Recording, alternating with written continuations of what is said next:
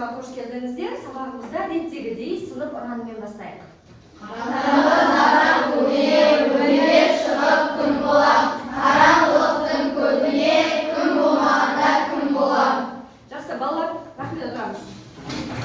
Şimdi бала сабағымыз әдеттегідей қарапайым сабақ, тек айырмашылығы бүгінгі сабағымыз балалар ұлттық құндылықтарға негізделген сабақ болады. Қолымдағы қоржыннан байқаған шығарсыздар. Ендеше сабағымызды бастайық. Ал сабағымызда жұмыстарды бастамас бұрын алдымен біз топқа бөлініп алайық. Балалар, қазақта хан талапай деген асықпен ойналатын ойын бар. Өте қызықты ойын, қыс мезгілдерінде ойналады. Сол жерде біз соның бір элементін ғана пайдаланамыз. Сол кезде хан талапай деп айғайлаған кезде, егер асық алшысынан түсетін болса, балалар асықты ортаға шашып жібере дегенде, барлығы кім көбірек алады деп таласып асықты өзіне қарай алады. Бірақ біз бүгін таласпаймыз, көбірек жинау емес. Сіздердің міндеттеріңіз қазір топқа бөліну мақсатында өздеріңізге тиесілі бір асықты алу. Түсінікті ме балалар? Әр асықта белгіленген С деген сақа тобы, Т деген топай тобы, Қ деген құлжа тобы. Тура солай сіздер есестер топқа асықтарыңызбен бөлініп орналасып тұрғанса. Түсінікті ме? Ендеше сіздерді ортаға шақырамыз.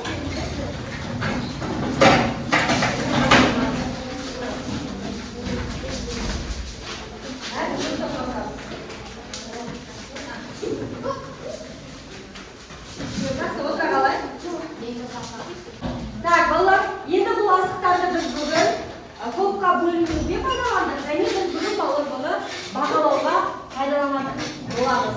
Сіздерде бүгін екі түрлі бағалау болады. Алдарыңызда домбыра жатыр, иә балалар? Көрдіңіздер ме? Осыған аттарыңызды жазып, жеке тапсырмаларыңыз үшін дескриптор бойынша осы домбырамен өздеріңіздің балдарыңызды жоғарылатып, бір ұпай, екі ұпайдан қосып отырасыздар. Бұл дескриптор бойынша. Ал келесі бағалау топқа баға алатын боласыздар. Оған алдарыңызда тұрған қоржынға мен асықтарды салатын боламын. Түсінікті ме балалар? Бағалауды түсіндік па? Жақсы, ендеше қазір сабағымызды бастайық сіздермен балалар. Хан талапай әдісі арқылы міне жаңа бөлді, хан талапайды түсіндірдім. Сіздерге не нәрсе екенін. Так, енді қараңыздар.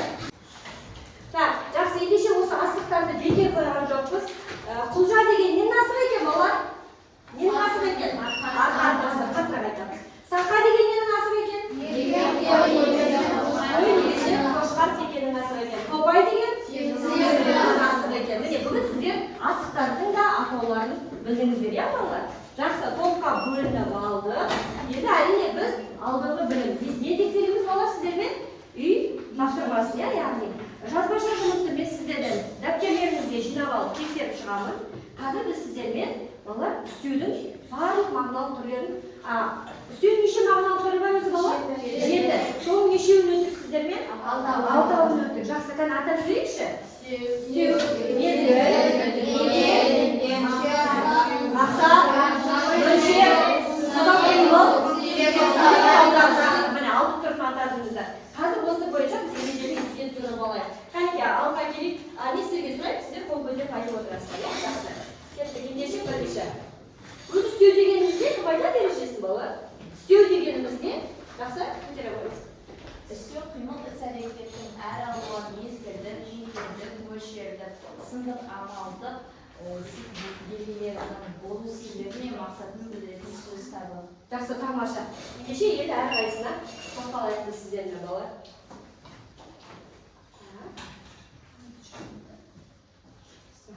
Ендеше бірінші сұрағымыз. Балалар, қимылдың болу орны мен бағытын білдіретін үстеу түрі қандай?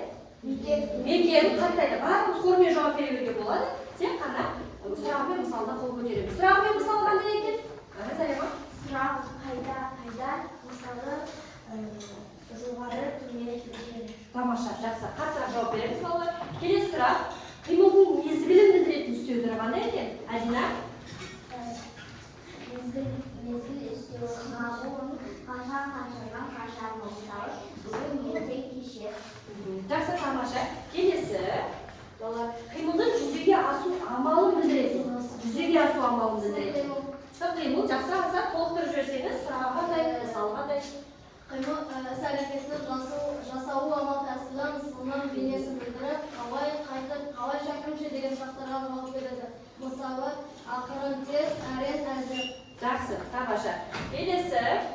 Ой, кешіріңіздер ойда. Так, төртінші сұрақ. Қимылдың болу мақсатын білдіретін істеу. Мақсатын, Аяна.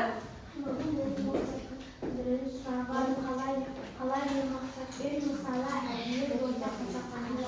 Жауап берген кезде, жақсы, тамаша. Азира, рахмет отыра қойыңыз. Келесі бізде қимылдың мөлшерін білдіретін.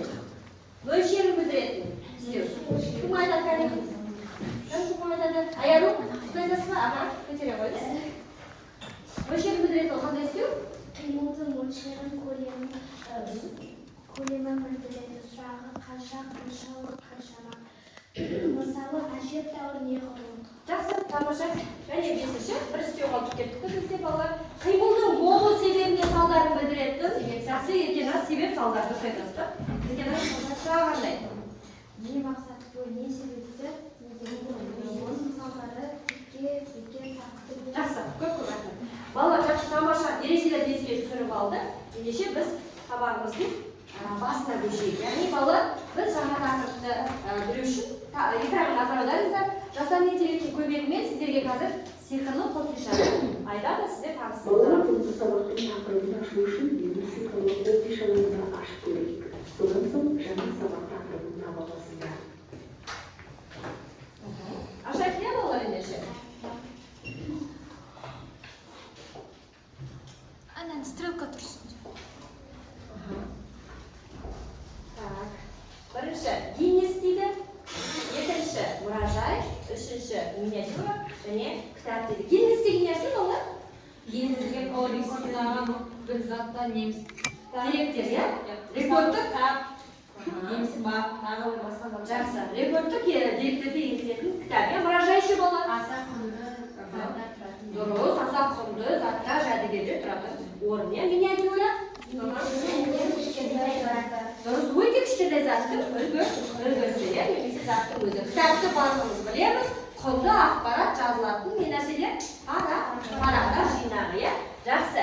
Ендеше бүгінгі біздің қазір сіздер тақырыппен танысамыз. Демек тақырыбымыз не туралы болады деген сөз балалар? Тақырыбымыз не туралы болады деген сөз? Кітап туралы болады. Біз айтасыздар, бүгінгі тақырыбымыз не нәрсе екен? Ең үлкен, ең кіші, ең ауыр кітаптар. Тамаша, міне, осы кітаптар туралы бүгінгі ақпараттар сіздермен білетін боламыз. Балалар, осы тұста сіздерге біздің мектебіміз кімнің атында? Сәтбаевтың атында, жақсы академик. Осы біздің ұлы ғалым академик геолог қана емес, бұл кісі сіздерге арнап 1929 жылдары балалар алгебра оқулығын жазып берген екен. 1400 беттен тұратын алгебра оқулығын жазып балаларға ұсынған екен. Демек біздің академигіміз тек қана ол кісі геолог қана емес, кім екенін байқады? Математик екенін байқады, иә? Жақсы, тамаша. Ендеше біз бүгінгі сабағымыздың мақсаты. Бүгін біз сабақта не істейді екенбіз? Танымыз, сосын одан жатамыз. Одан кейін? Жақсы. Ансат, бірінші мақсатты оқып жүріш, не істейміз бүгін? Үстелдің алдына түрлерін танап, оларды ажыратамыз. Жақсы. Екінші берейік, не істейді екенбіз біз? Негізгі ойын анықтап жинақ қылатын жасау. Жақсы. Ендеше осы мақсатты орындау үшін жұмысымызды бастайық. Бүгін асық деп бастадық. Ендеше бүгінгі сабақтарымызда асықтарыңыз алшысынан түссін бала. Жарай ма? Сәттілік, бастаймыз ендеше. Оқушылар. Мен оқушылар. Тағы тыңдап алайық. Мен жазақтай директор. Бүгінгі сабағымызды бірге бастайық. Бірінші кезекте сабақтың мақсатын назар аударайық. Бүгін біз жаңа білімді меңгеріп, оны өмірге қолдануды үйренеміз. Сондықтан әр тапсырманы сабақ мақсатына сай орындауға тырысыңдар. Ал енді сынып ережесін ескеріп, бір-бірімізді тыңдаймыз, көмектейміз. Сабаққа белсенді қатысамыз. Уақытымызды тиімді пайдаланамыз. Қателіктен қорықпаймыз, ол да білімге бағдар жол.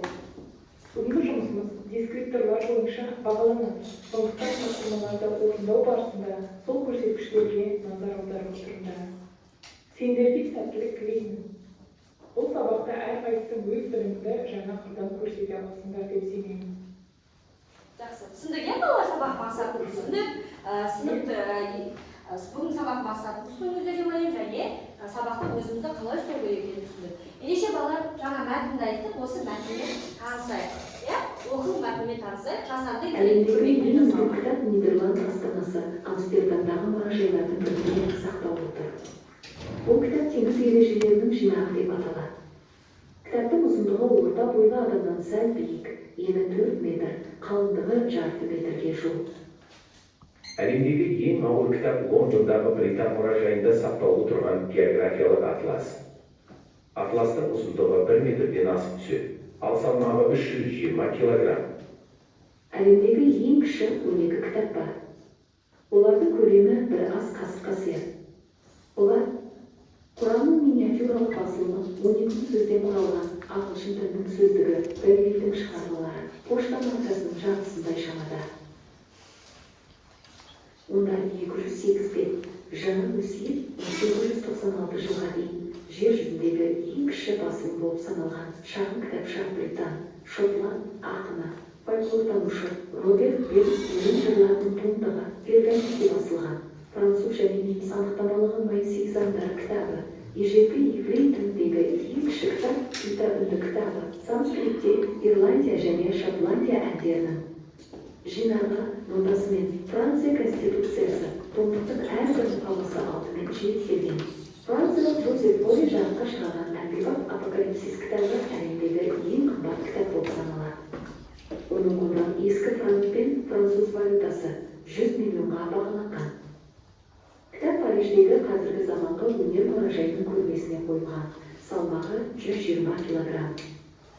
Белгілі өзбек ақыны әнші Науайдың өлеңдері жібек қағазға жазылып, кітаптың әрбір беті алтын өрнектермен әшекейленген. Жақсы балалар, кітап туралы сіздер осында қызықты ақпарат айттыңыздар. Суретте тұрған кітаптар әрқайсысы өзі туралы ақпараттар айтып шықты. Ол оқулықтарыңызда тұрған ақпарат. Қазір сіздер тапсырма барысында ол кітаппен тағы да ол ақпаратпен тағы да танысатын боласыздар. Жақсы ма балалар? Ендеше қазір сіздермен Әлемдегі ең үлкен кітап Нидерланд. Әлемдегі ең үлкен. Жақсы, балалар ендеше оқулықтарға ашыңыздар. Бірінші тапсырмаға назар аударайық. Жаңағы осы мәтінмен танысып алып қойды, иә? Ашамыз дәптерімізді барлығын. Енді сіздерге мына тапсырмада не деп тұр кәдімгі? Зарем оқып жүріңізші, не деп тұр тапсырмада? Қаттырақ оқимыз. Мәтінді түсініп оқыңдар. Мәтінде көтерілген мәселені анықтауға бағытталған 3 сұрақ, 3 жауап дайындаңдар. Жақсы, 3 сұрақ, 3 жауап дайындаңдар дейді. Уақытты үнемдеу үшін балалар мен сіздерге 3 сұрақты дайындап қойдым. Негізгі ойды анықтау үшін. Ал сіздер қазір осыған не істейсіздер? Топ болып барлығыңыз 3 жауап жазасыздар. Кәнекей бастайық ендеше. Топ орындаймыз. Ортаға парақшалар тастайық, осы парақшаға жазасыздар. Осыған жазып, ортаға алып шығасыздар. Жазыңыздар. Сұрақтарға жауап жазамыз. Тездетеміз балалар уақытпен санасаңыз, бар болғаны 3 минут береді сіздерге бұл тапсырмаға. 3 минут.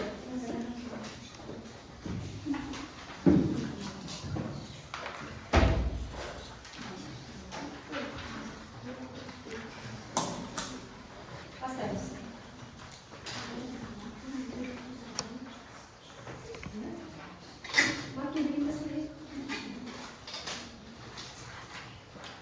Aslı bir gitmesin zaten.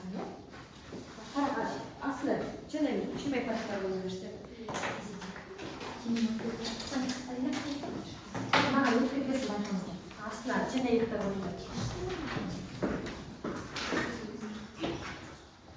3 minut verdik valla. 16:47'de 43 bitkiyle ayaktayız. Жаңа ереже айтқандарыңыз балалар барлығыңыз нелерді қосып қойыңыздар.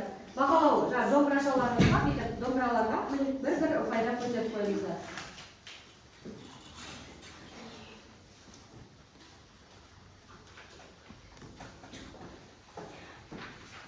Ескіріп тұр тақтада. Орындаймыз. Қай топтың жауабы дайын болса, бірден шыға беруге болады.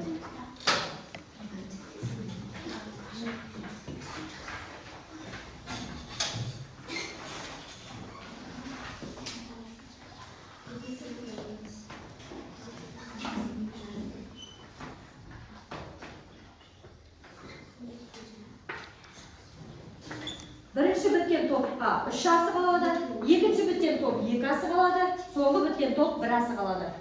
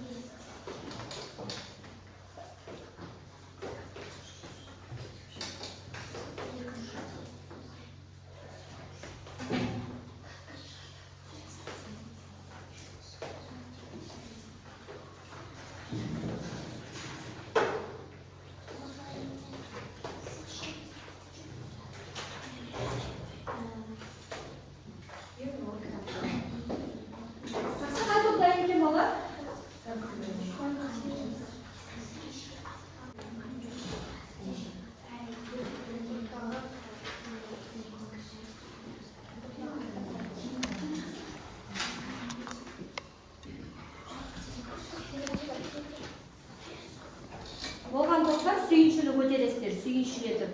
Қай топ бірінші бітеді, сүйіншіні көтересіздер.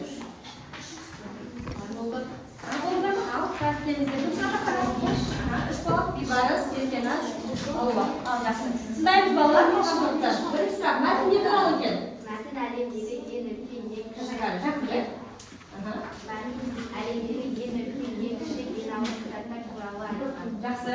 Келесі кеттік. Автор бұл мәтінде не үшін жазды? Қандай тақырып қоюға болады? Автор мақсаты оқырмандарға түсініктер әр алынған Ал тақырып? Жақсы. Және қандай жиі сөздер қайталанады екен? Ең үлкен, ең кіші ең ауыр. Жақсы. Тамаша. Тақырып айтып қойыңыздар. Тамаша. Үш жақсы сіздер. Жақсы, екінші топ келіңіздер. Екінші топ келіңіздер. Мәтін не туралы сұрақ кездесейік. Таяққа таяу тұрыңыздар болады, таяу. Мына жаққа таяу тұрыңыздар. Мәтін не туралы екен? Мәтін рекордқа дейінгі кітаптар туралы. Жақсы, автор бұл мәтін не үшін жазды? Олардың балалар рекордқа енген кітаптар үшін жазған және де оған осы мәтінге ерекше кітаптар. Ерекше кітаптар деп қойыпсыздар, иә? Жақсы. Мәтінде жиі қайталанатын сөздер не деп Жақсы, отырыңыздар. Екі асық сіздердікі. Екі асық сіздердікі. Екінші сіздер. Қазір қосымша жақсы нақ жауаптарға тағы ескерем. Үш топ келіңіздер. Сіздер де келіңіздер. Мәтін не туралы тыңдаймыз. Бірінші топ. Мәтін не туралы екен? Қаян тұрайық олы? Ауыр кітаптар туралы, иә?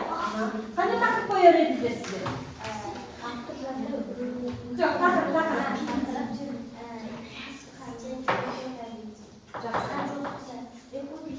Рекорд гиннесі деп қоясыздар, иә? Жақсы. Ал қандай тіркестер жиі қайталанады? Мен ауыз. Жақсы, тақтаға айтып қойыңыздар. Сіздерге енді жақсы. Жақсы балалар, уақытпен сабақты жақсы орындаудыңыздар. Келесі енді балалар, сабағымыздың маңызды бөлігіне келдік. Сабағымыздың маңызды бөлігіне келдік. Ғана біз айттық, үстеудің біз неше түрі бар дедік, мағыналық түрі? Қашта айтамыз? 7-ден. Нешеуін өттік? Оған дейін 6-ын өткен болатын және соңғысы бізде қалды, ол үшейткі үстеу. Үшейткі үстеу аты айтып тұр, иә балалар? Сынның немесе қимылдың әрекеттің белгісін күшейтеді немесе солғындатады деді. Яғни көтереді, немесе түсіреді деген сөз, иә? Жақсы. Осы күшейткіш үстеулер балалар екі түрлі жолмен жасалып жатады көрінеді. Мысалы, бірінші сапалық снесімдермен тіркесіп жұмсалады, олар тұтасып келіп күшейтпелі шырай жасайды. Снесіммен тіркескен кезде, мысалы, ең сұлу, тым аласа, өте жоғары, аса үлкен, орасан зор. Сұрақ қойыңызшы балалар. Ең сұлу, сұрақ қойайық. Сұлу. Қандай? Енді қараңыздар. Сұлу деген қыз сұлу болып көріне ме? Ең сұлу десек сұлу болып көріне ме? Қайсысы? Ең сұлу десек бізге ол мағынасын естеп тұр, айшырып тұр, иә? Жақсы.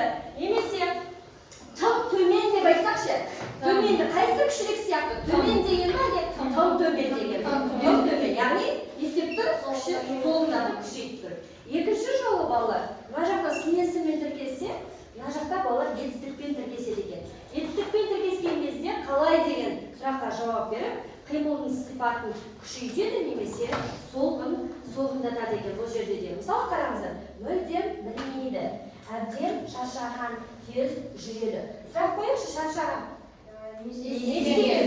Жүреді.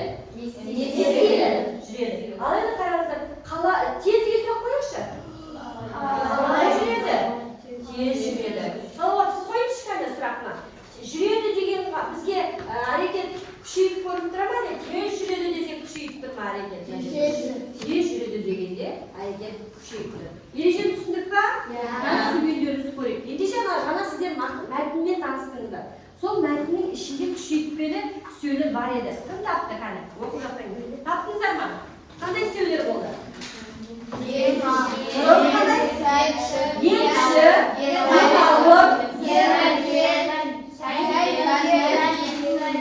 жақсы. Сіздер жауап бердіңіздер, екеу таптыңыздар, иә? Сіздер неше таптыңыздар? Екеу ма? Екеу ма? Сіздер үшеу таптыңыздар ма? Қандай?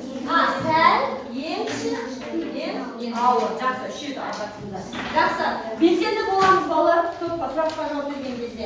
Жақсы, істеулерді жақсы тауыпсыздар. Ендеше, қазір жазбаша түрде тағы да дәлелдейсіздер осыны. Екінші тапсырмаға назар аударамыз балалар. Күшейткі істеулерді қатыстырып, оқылым мәтін негізінде 4-5 сөйлем жазыңдар дейді. Қазір біз жұптасып жұмыс жасаймыз. Жаңа топтасып жасасақ, енді жұптасып жасаймыз. Балалар, ал кеттік, бастайық. Бұған да сіздерге қазір парақшалар таратам, балалар. Парақшаларға орындаймыз. Жұптасып алайық. Так, сіздер, Машакен, сіз екеуіңіз жұптасыңдар, сіз екеуіңіз. Екеуін бірге орамыздар. Так, сіздер екеуіңіз. Сіздер екеуіңіз жұптасыңыздар.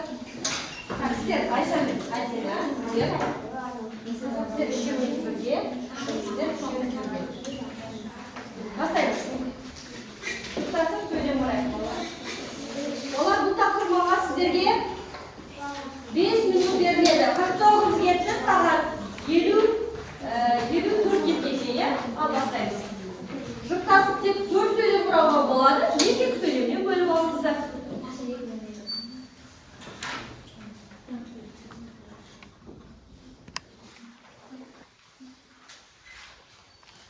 Алғашқы біткен 3 жұптың тапсырмасын тыңдап үлгереміз, балалар. Қалғандарыңыздың дәптерден тексеремін. Алғашқы біткен 3 топты тексеремін. 3 жұпты.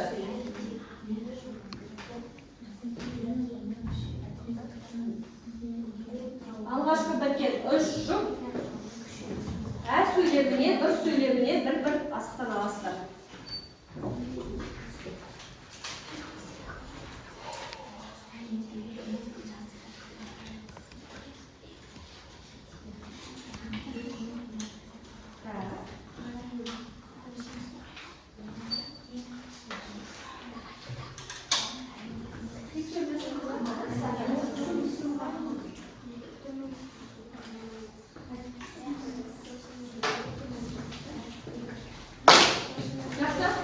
Elimizde birisi жұп бар бізде.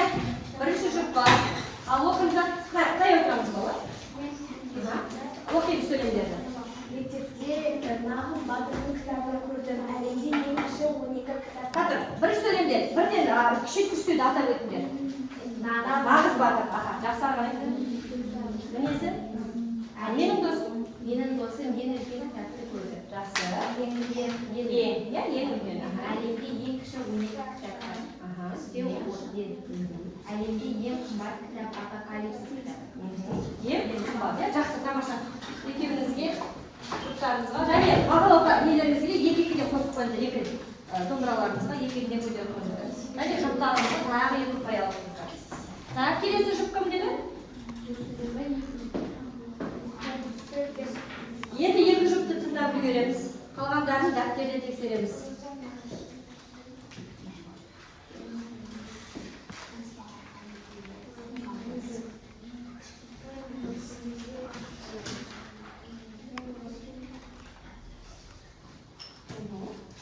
Жақсы, ақылдасып, жұптасып, жұмыс жасаймыз.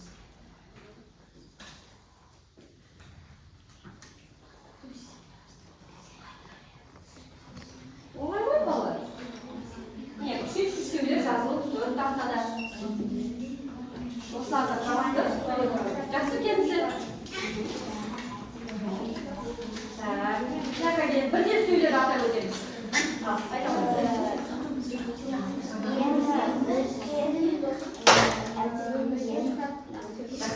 Екі-екі неде қосып қойыңыздар. Домбыраға сосын асып келіңіз.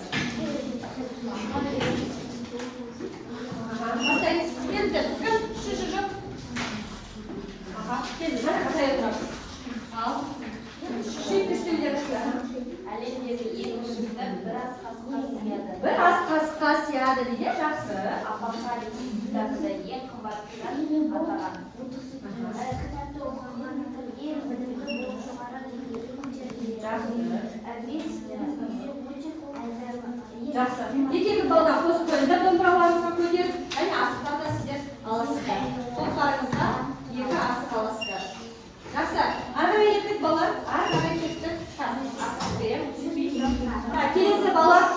Күш аламыз.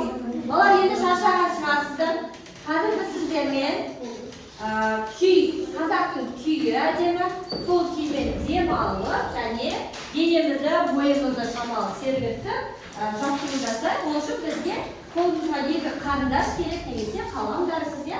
Ал қосам дайындалыңыздар, бірге дирижер дейді, дирижер сияқты қазір бір-бірімізбен жасайтын боламыз. Ал келіп жасаймыз бала. Басымызды қозғалтамыз. Басымызды, мойнымызды. Шаршайсыздар, көп отырасыздар.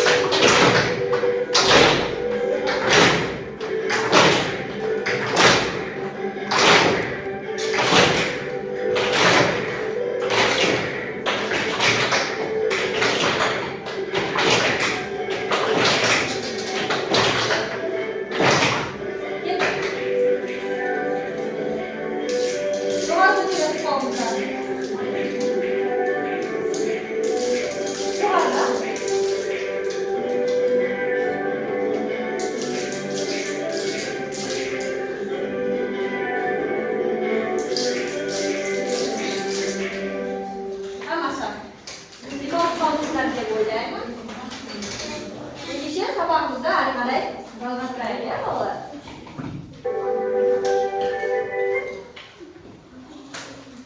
Жақсы балалар, енді қараңыздар, бізде тақтада әдемі ой берілген кітап туралы ғибратты ой. Осы ойды маған қазір жақсылап тұрып, кім оқып берді? Алласыз оқып беріңізші, кәнекей. Қаттырақ. Кітап ең сабырлы ұстаз. Тек қана кітап қайырымдылық пен айуандықтың ақиқат пен жалғанның ара жігін айнытпай танып білуге үйретеді. Кітапты аялайық, құрметте кітапқа ада болайық. Тамаша. Бұны балалар біздің тұңғыш президентіміз Нұрсұлтан Назарбаев айтқан екен. Қазір біз осы ойды, кітаптарымызда тұр бұл ой, осы ғибратты ойды тарқатып ары қарай. Бағана мақсатымызда не деп айтты? Әуел баста. Не жазу керек еді біз бүгін? Күшейтпелі шайырларды мағынасын ажыраттық, иә? Енді не істеу керек еді бізге? Мақсат бойынша 4 сөйлем әдісі арқылы не жазу керек? Жинақы, мәтін жазыңдар деген тұғын. Сол мақсатты орындау үшін біз қазір балалар мына тапсырманы орындаймыз. Бұл бізде бағана біз топтық жұмыс орындадық, бұдан кейін жұптық жұмыс орындадық, енді бұл қандай жұмыс болады? Жеке жұмыс болады. Берілген ғибратты сөзді жаңағы кітап ең сабырлы ұстаз тақырыбында жинақы мәтін жазамыз балалар. Бірақ оның ішіне не болу керек екен? Не болу керек? Күшейтпелер болу керек. Және біз ойымызды қалай жеткізу керекпіз, Ақсар?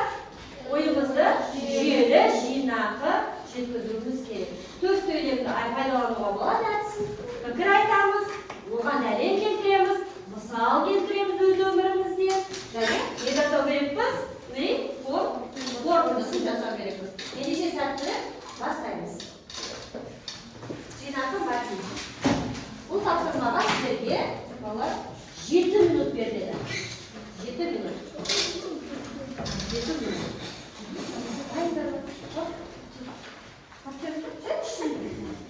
Паптеріңізді қажет бар.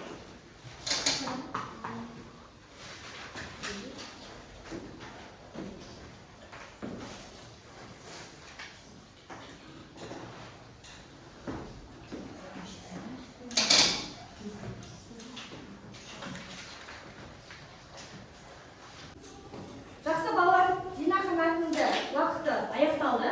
Кім так?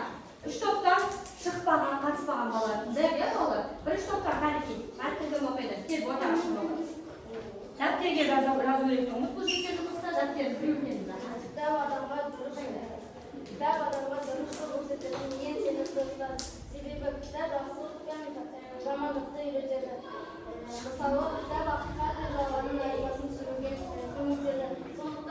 аса құрметтеп оқып жүруіміз керек. Тамаша, жақсы, тамаша. Өзіңізге үш дискрипторда бізде тақырыпқа пікірден төрт критерийді орындапсыз. Өзіңізге қосып қойыңыз, қолыңызға төрт асырасыз. Өзіңізге қосып қойыңыз төрт бал. Жақсы, мына топтың кім оқиды бізде? Аяулым келіңіз, иә. Қатыспаған балалар шығайық. Аяулым қаттар оқыңыз. Тыңдаймыз балалар. Кітап сенің ең жақын досың. Кітапты оқысаң, саған ұстаз болуға көмектеседі. Сен бірдеңені білмесең, кітап сенің ұстазың болып бүкілін үйретеді.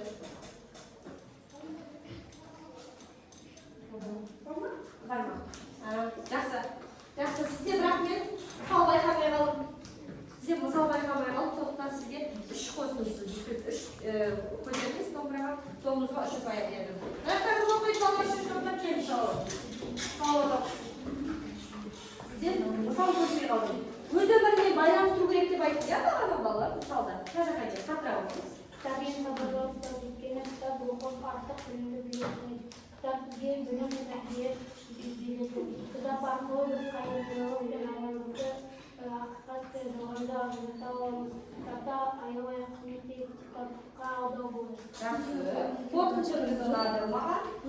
Соңында кітабын шақырған. Бірақ сізден де мен мысалы естімедім. Сондықтан сізге де үш дискриптор бойынша үш балл бердім өзіңізге. Тоғызға да үш асып бердім. Жақсы. Балалар тыңдады.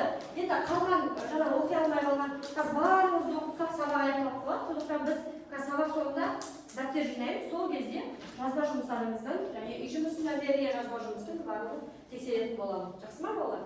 Ендеше сабағымыздың соңына да келіп қалдық. Бекіту сұрақтарына қазір жауап беретін боламыз. Тақтаға келіп, қол көтеріп, орында отырып ешкім айтпайды. Келіп жауап береміз. Бірінші сұраққа келіңіз, қалып көш көтерген сияқты. Сұрағын оқыңыз. Келіп, мына жаққа Таня. Таня мұнажандағы жинау географиялық аппараттың қалауы қанша? Қанша килограмм екен? Жақсы басып көріңіз. Кәнекей басып көріңіз. О, дұрыс екен. Жақсы. Жанды ағашыңыз. Келесі сұрақ. Кім қатыспаған балалар? Кәнекей. Айбатыр келіңіз. Айбатыр қатыра отырыңыз. Әлемдегі ең қымбат кітап деген тіркестегі ең сөзі үстемінің қай мағыналық түріне жатады? Ал, бұл сіздерге шатастыру сұрағы болатын. Қайсыға деді? Сын қимыл, мөлшер, сын қимыл істеу дейді. Қайсыға деді? Үш айтады. Бұл жерде бар ма дұрыс жауап? Дұрыс жауап. Енді істеу болады Айбатыр. Бүгін ғана өткен үштеуі. Жақсы. Алдыңыз жарайды. Бәрібір бір ұпай. Сіңіп тұрған сияқтысыз жарайды. Келесі. Мына топқа қосымша бір ұпай. Сіздер қаттырақ жауап бердіңіздер. Жақсы. Көреймін. Мына жақтан. Кән, екінші топ сіздерде. Сіз оқыңызсыз тақы.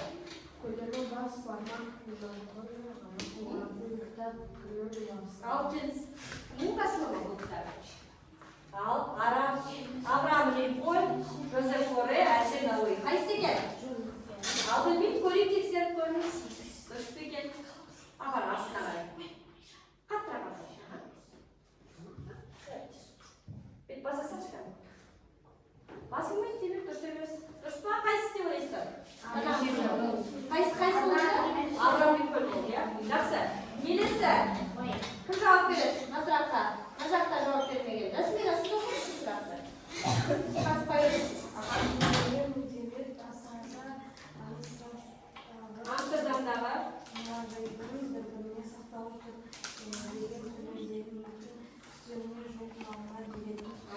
мектеп мекен сөзіне жуық мағына беретін сөзді табыңыз дейді. Қандай болады екен ол? Мекен үстеуіне сақтаулы тұр бірінде дейді. Қай жақта бұл жерде үстеу бар осының ішінде? Мекен үстеу. Қайсысы? Үстеу. Сізге бір ұпай. Бірінде дұрыс айтады. Бірінде. Осы ғой бізде мекен үстеу балалар. Бәрі. Басылмайды ғой. Келесі. Маған айттық, иә балалар? Айттық. Так. Маған айттық. Және соңғыдан айттық, иә? Кішкентай келді. Так, және соңғысы балтық қалды. Кәні кім айтады маған? Айсына? Өте асаты мағынасына қарай Кел басыңыз. Қандай істеу? Бұл да біздің бүгінгі өрге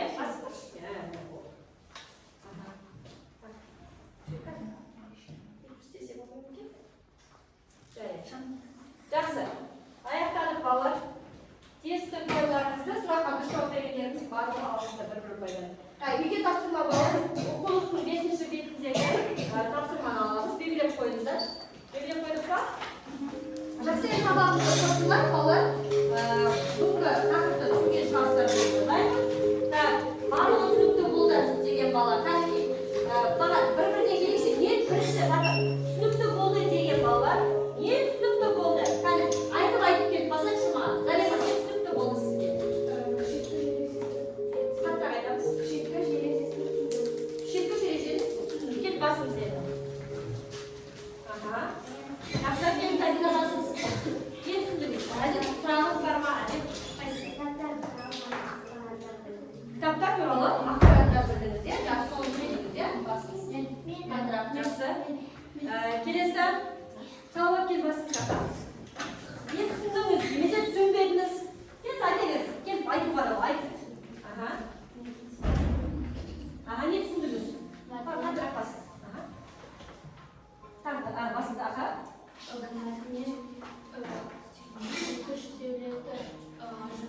Мәтіннен күшейткіш істеулерді тауып ажыратуды үйрендім дейді. Жақсы, аңсақ? Енді қазір барлық уақыт балалар асыққан көңілші басайықшы бәріміз келіп кездеп басып жүрейік. Экранның басында балалар кезекпен. Басамыз. Бәлкім біреудің сұрағы бар шығар, түсінбеген балалар бар шығар. Кездеп басайық. Отыра қалайық. Жақсы. Бастық па? Жақсы. Балалар. Жақсы. Барлық бала түсінген сияқты. Рахмет балалар жауаптарыңызға. Қазір сіздерден бағалау. Домбыраны жинап алады, әрқайсысы жеке-жеке бағалап шығам. Мынау шкалаларыңыз бойынша. Одан кейін біз сабақ басында сіздерді топқа теке көрген жоқпыз. Санап жіберейікші, неше асық сіздерде? Неше асық сіздерде? 12 асық сіздерде? Қанша? 10 сіздерде? 8 асық дейді. Жақсы балалар, ендеше иншалламыз балалар, иншалламыз. Ендеше балалар, мынау бізден топтарымыздан қандай сіздерді? Сақа тобына еліміздің туын биік көтеріп жүретін Сақа дейді, болады. Сақа ғой.